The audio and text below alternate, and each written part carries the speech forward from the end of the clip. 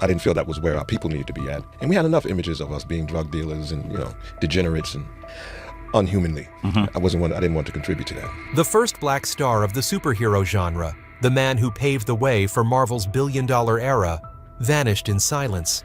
Wesley Snipes, a name that once made all of Hollywood tremble, suddenly fell from the pedestal of fame.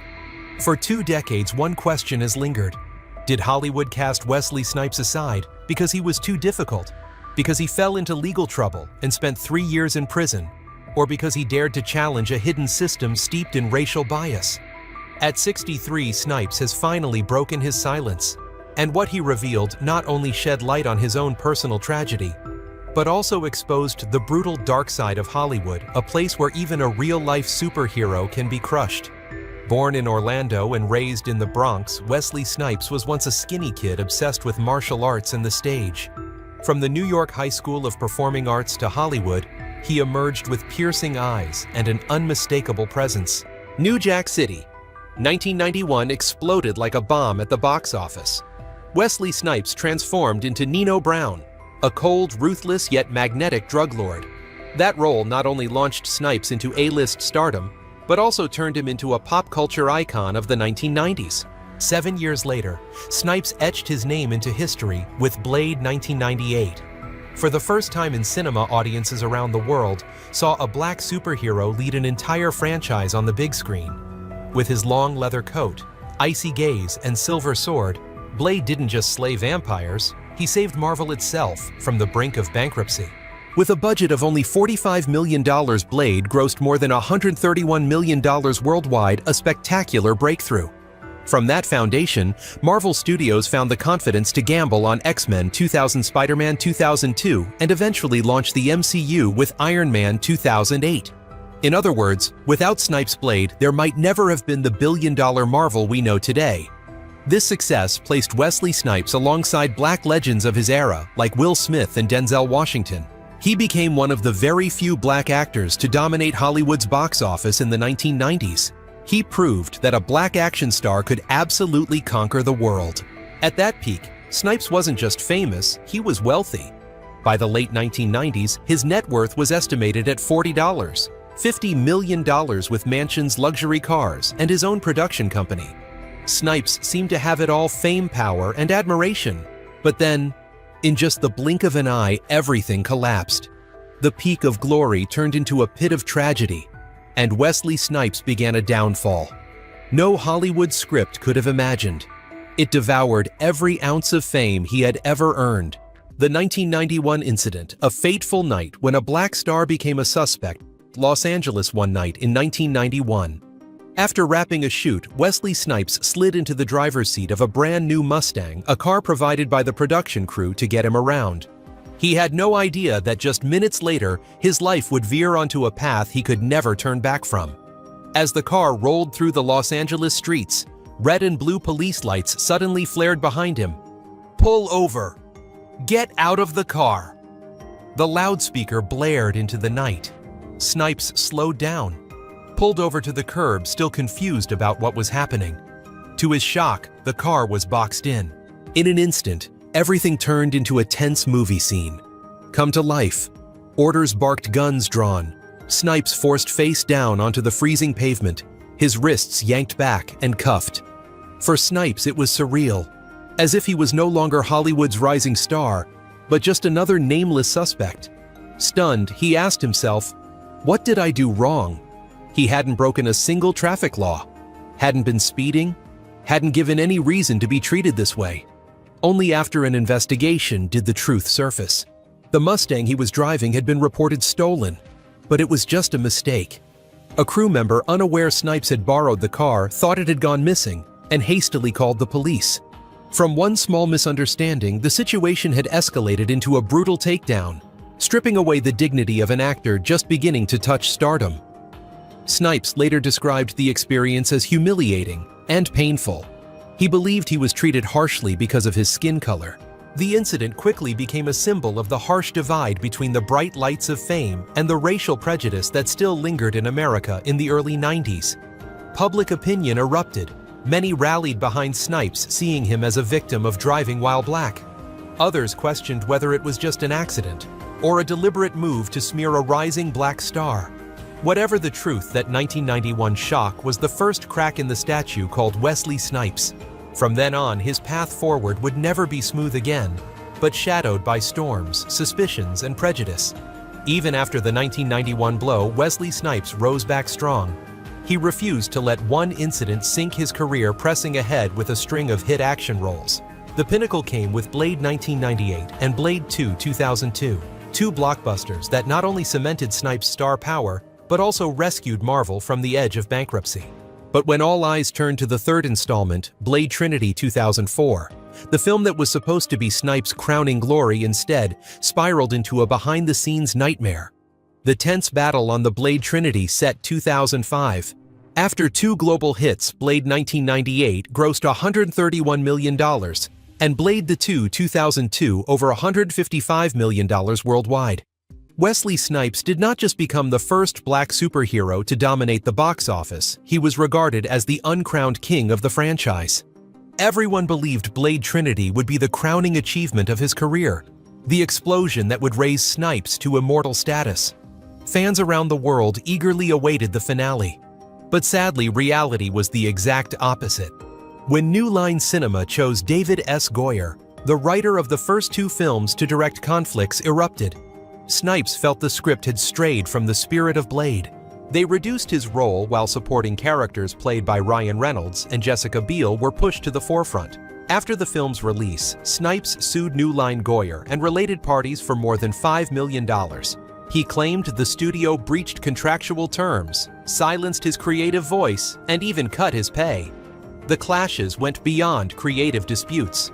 According to Snipes director David S. Goyer, made remarks with negative racial overtones, making an already tense set even more suffocating. Worse, a crew member reportedly wore a t-shirt with a negative slogan and faced no consequences, as if such behavior was being tolerated amid the chaos. When Michael Jai White, a close friend and longtime colleague, visited the set, he could not hide his anger. White later recounted, "The atmosphere was so heavy, you could feel it. They were trying to steal Blade away from Wesley." The studio fights back. Faced with Snipes' accusations, New Line refused to stay silent. Hollywood has a powerful weapon: the media. Immediately, tabloids and entertainment outlets filled with unfavorable stories. Wesley Snipes refused to engage with the production, answering only when people addressed him as Blade. Some even claimed he left notes signed Blade instead of speaking directly. These anecdotes quickly spread across tabloids and talk shows, shaping a public image of a star who was difficult and uncooperative. Fueling the fire, comedian Patton Oswalt, who was on the film, shared in a 2012 behind-the-scenes interview that he witnessed Snipes acting unusually. He wouldn't come out of his trailer, and he would smoke weed all day.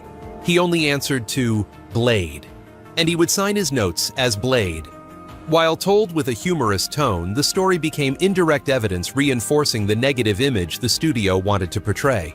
Even worse rumors circulated that he had tried to choke the director. Snipes fired back bluntly in The Guardian. "Let me tell you one thing. If I had tried to strangle David Goyer, you probably wouldn't be talking to me now. A black guy with muscles strangling the director of a movie is going to jail, I guarantee you." That response not only denied the rumor, but also pointed directly at the hidden prejudice in Hollywood. When conflict arises, the public is quick to assume the black man is at fault. The result? When Blade lost its soul, Blade Trinity hit theaters in December 2004, grossing around $132 million worldwide on a $65 million budget. The numbers covered costs, but fell far short of expectations compared to the first two films, both of which had made major waves. Critics panned it. Rotten Tomatoes gave it just 25%, Metacritic 38 out of 100. Reviews slammed the disjointed script, the overuse of supporting characters like Hannibal King, Ryan Reynolds, and Abigail Whistler, Jessica Biel, while Blade, the very soul of the franchise, was reduced to a faint shadow. For fans, the disappointment cut even deeper. Blade had once been the first black superhero to lead a successful franchise. But in Part 3, instead of a triumphant finale, audiences watched a weakened Blade pushed to the sidelines of his own story. The bitterest consequence came. Off-screen, Snipes was no longer remembered as the man who saved Marvel, but branded as difficult to work with. In Hollywood, that label is as good as a life sentence. Studios grew wary. Directors hesitated. From the hero who opened the door for Marvel, Snipes began to slide into the most difficult stretch of his career. And just as his career was staggering, another crushing blow landed. This time not from a movie set, but from the United States government. The IRS. The tax trial. Case of the century.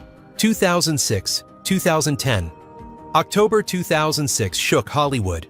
The man who once wielded a silver sword to slay vampires on screen was now being hunted by the US government. The IRS announced charges Wesley Snipes was accused of tax fraud and failing to pay more than $7 million in taxes. The indictment spelled it out for 3 consecutive years, 1999, 2001 during the height of Blade and other blockbusters that made him a millionaire. Snipes never filed federal income taxes. Worse, he was accused of submitting false refund claims. 2 shady figures were named alongside him: Douglas P. Rosile, an accountant who had already lost his license, and Eddie Ray Khan, leader of the group American Rights Litigators, notorious for tax evasion schemes. Why only me? Amid the legal storm, Snipes kept asking why were all 3 named, but only he was dragged into criminal trial, while Rosile and Khan, both white, escaped the harshest penalties. He admitted bitterly to the press, "I thought it was rather strange to be a client and be lumped in with the conspirators."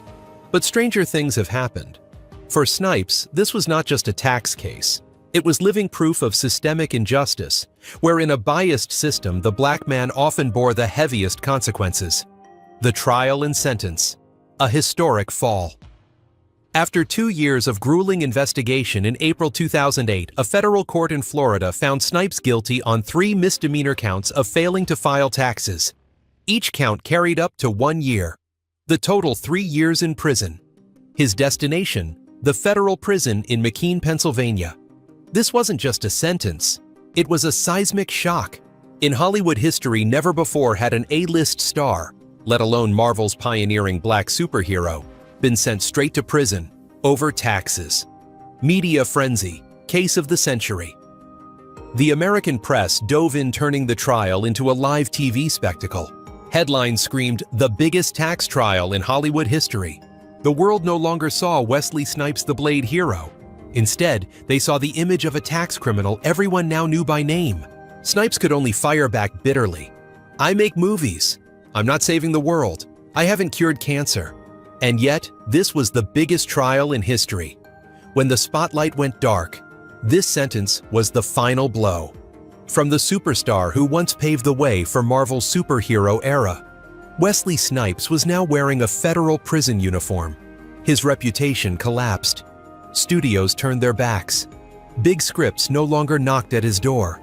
In Hollywood's eyes, he wasn't the immortal Blade anymore, just a fallen star tangled in the law. 3 years in prison officially froze Snipes' career and turned his tax trial into the nightmare dubbed the case of the century. Inside prison, Snipes received no special treatment. He was housed with regular inmates and assigned mandatory labor from cleaning to prison duties. Still, reports said he maintained a calm attitude, never caused trouble, and even earned respect from fellow prisoners for his discipline and composure. For Snipes, those 3 years were not just physical punishment, but also a mental battle. He read books, trained, and even wrote scripts behind bars.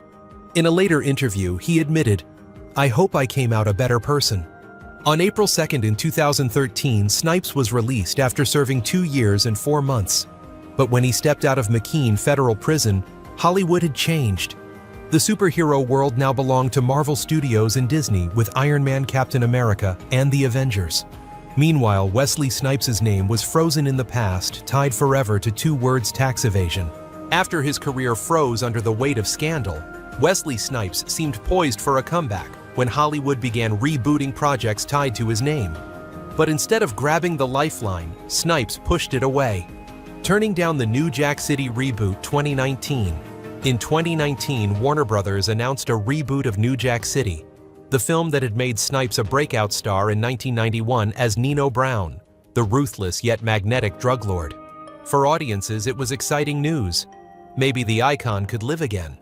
But then Snipes dropped a bombshell of his own. He crushed the hopes with a cold statement: "I'm not associated with it. I have nothing to do with it at all. I told them no. A refusal that became a declaration. Snipes wasn't just turning down a role. He was rejecting a narrative Hollywood had recycled for decades. Black men equated with crime drugs gangs. In interviews, he was blunt. I think some things should be left alone. We've had enough images of us being drug dealers and degenerates. I didn't want to contribute to that. This was no longer a career decision. It was an artistic declaration. Snipes chose to walk away from the table rather than swallow the same toxic stereotypes, hero or hard to handle. To many producers, this decision only cemented the label Snipes had carried since Blade Trinity, difficult to work with. A star who dares to turn down $1 million reboot. In Hollywood, that's unforgivable. But to Black audiences and those who care about representation, Snipes' action was a badge of honor. He was willing to lose another opportunity to protect artistic dignity and shield the next generation from recycled harmful portrayals. Once again, Wesley Snipes proved he wasn't just an action star. He was a man willing to stand against the system. And in the past, Wesley Snipes also made a controversial statement that set an entire community on fire. The Storm. Over Black Women, 1997. In 1997, Wesley Snipes was one of the brightest black stars in Hollywood. At the time, he was dating an Asian woman, and that relationship became the excuse for a series of sensitive questions during an interview with Ebony magazine. He described black women as argumentative, hard to please, always wanting to be in control, then compared them unfavorably to women of other races, whom he claimed were softer, more agreeable. He said, "I say to black women brothers who are successful, usually it's been at a great expense unseen by the camera's eye. I want to come home, and I don't want to argue. I want to be pleasing. A successful man doesn't want to come home to someone who's going to be mean and aggravating and unkind. So it's very natural that he's going to turn to some place that's more compassionate." Those words, printed in a magazine long regarded as the voice of Black America, felt like a knife straight into the hearts of the women who had supported him, from idol to betrayer. As soon as the interview was published, backlash erupted. Many black women saw Snipes as a traitor. While they had always lifted him up, celebrating him as one of the rare black success stories in Hollywood, he used his influence to reinforce the very stereotypes they had fought against for decades. Reports from that period documented the public outrage.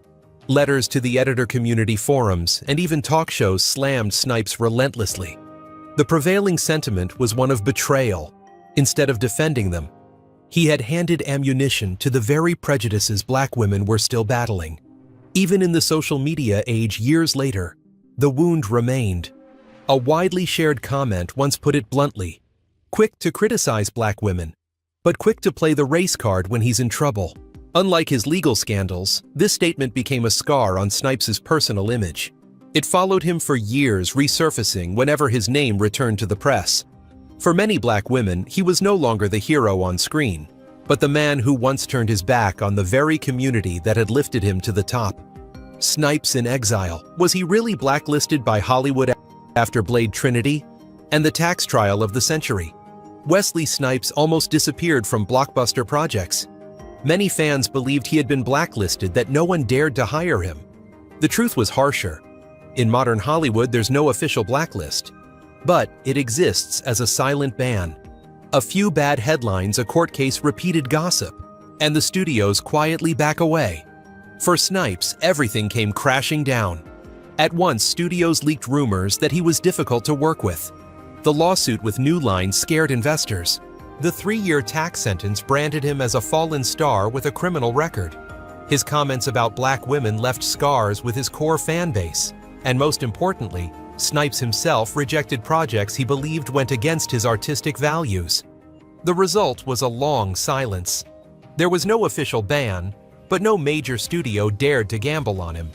So the fairest answer is this: Snipes wasn't blacklisted in the literal sense, but his career was strangled by a mix of prejudiced media narratives and his own uncompromising choices. The bigger picture: Hollywood and racial bias. The story of Wesley Snipes wasn't just a personal tragedy. It mirrored a grim reality in Hollywood. Black artists are often the easiest to blame, the quickest to be misrepresented, and the first to lose opportunities over a rumor. In an industry built on the formula of profit safety, Hollywood has always preferred yes-men actors, who quietly accept roles, nod at scripts, and don't resist stereotypes. Anyone who dares to speak out to sue or simply demand fairness risks being shut out of the game. Snipes became living proof. The contrast is clear when you look at his peers. Denzel Washington, a master at choosing roles, carefully balanced art and Hollywood politics. He rarely got pulled into controversies, and that wisdom allowed him to remain untouchable. Samuel L. Jackson was versatile, saying yes to huge commercial projects from Star Wars to the MCU. He became a global icon by playing the game and then bending the rules when it suited him. Tyler Perry built an empire by blending compromise with community storytelling, though he too faced criticism for reinforcing negative stereotypes. Chris Rock publicly criticized Hollywood's treatment of black artists, but did it through comedy, turning protest into art, a less confrontational approach with the studios. Wesley Snipes, on the other hand, chose direct confrontation, suing studios, calling out directors, rejecting recycled stereotypes. And it was precisely this refusal to play nice that cost him dearly. What's remarkable is that even as his career froze, Snipes never abandoned his principles. He dared to say no to roles that recycled toxic images. He dared to call out injustice, even knowing it could end his opportunities. And for that reason, his legacy goes beyond movies. It stands as a reminder in an industry that bends black artists into molds. There are still those who accept losing the spotlight to keep their dignity and their truth. For nearly 2 decades, Wesley Snipes' name echoed only in the memories of fans. But then in mid-2024, the film world exploded when he suddenly appeared in a brand new blockbuster. The Unexpected Comeback, 2024, on July 22, 2024 at the David H. Koch Theater in New York. Deadpool and Wolverine had its global premiere. Just 3 days later, on July 26, 2024, the film opened widely in the US after storming theaters across Europe and Asia the day before. And in those packed theaters, audiences witnessed one of Marvel's historic moments, Wesley Snipes' shocking return as Blade. Just a few seconds of cameo, a shadow, a flash of a silver sword, and then that familiar face appeared. But that was all it took to make theaters erupt. The crowd jumped to their feet, the roar echoing, "Blade is back." On social media, the hashtag #BladeIsBack shot straight to the top of global trending. Marvel fans called it the most unexpected gift of the decade. For those who grew up with Blade 1998, it was like rewinding time to the first black superhero who opened the door to the modern superhero era. Beyond the hype, the moment was historic. Guinness World Records officially recognized 2 milestones. The longest career for a Marvel live-action character, spanning more than 25 years from Blade 1998 to Deadpool and Wolverine 2024. And the longest gap between appearances, proof of Blade's immortal legacy and Snipes' enduring presence. That moment was more than just a cameo. It was a reminder to Hollywood: you can sideline a star, bury him under scandal and prejudice, but you cannot erase the symbol he left behind. And with this brief yet blazing return, Wesley Snipes proved one thing: Blade is not just a role. It is a piece of pop culture history, a cinematic legacy Hollywood cannot deny. After all the storms, Wesley Snipes now lives a life far different from the spotlight of his past. At 63, he no longer appears frequently on screen, but still has the power to make the entire film world take notice whenever the name Blade is called. Wesley Snipes' life today. Snipes married Korean painter Nakyoung Nikki Park in 2003. Their marriage, now spanning more than 2 decades, has been his safe harbor after years of turmoil. The couple has 4 children together, 3 sons and 1 daughter, and along with Jelani, his first son from his marriage to April Dubois. Snipes is now the father of 5. Though once a Hollywood action superstar, Snipes has chosen to keep his private life quiet. His wife and children rarely appear in public, but from the little he shares, it's clear that family is where he found balance after chaos. A man who once fell before the law now finds meaning in being a father and a husband. Wealth and money, numbers in dispute. At his peak with Blade and other 1990s blockbusters, Wesley Snipes was worth an estimated $50 million. He was among the very few black stars who could stand alongside Will Smith and Denzel Washington in box office power. But after the tax trial of the century and years of decline, his financial picture became a mystery. Public estimates today clash completely. Some outlets like Coming Soon estimate Snipes' net worth at around $10 million, suggesting he's partially rebuilt after the storm. But sites like Celebrity Net Worth list him at roughly negative $9 million, reflecting years of debt and legal costs. There is no official number for Snipes' current fortune. Only one fact is certain: from a box office millionaire, he endured a financial freefall few stars have ever faced, passing the sword to a new generation. When Marvel announced that Mahershala Ali would become the new Blade, many fans feared Snipes would lash out. After all, Blade was the role that defined his entire career. But instead, he responded with generosity. He's got a big job on his hands. But I believe Mahershala will deliver a Blade that's different, one that fits this new generation. That statement wasn't just support for his successor. It was also Snipes' way of affirming that he understood his role, he had built the foundation. And now that legacy would be carried forward. Snipes was more candid than ever. Hollywood rewards obedience and punishes honesty. He didn't deny his personal mistakes, but he stressed that his career was derailed not only by taxes or rumors, but because he dared to challenge a hidden system steeped in bias. An icon who no longer needs to prove himself. At 63, Snipes has passed the point of having to prove anything. He is no longer the difficult action star the studios painted him to be, nor just the tax prisoner the media mocked him as. He is living proof of a bitter yet noble lesson. Fame can vanish, money can disappear, but true legacy lies in the courage to preserve dignity and speak the truth, even when all of Hollywood turns its back.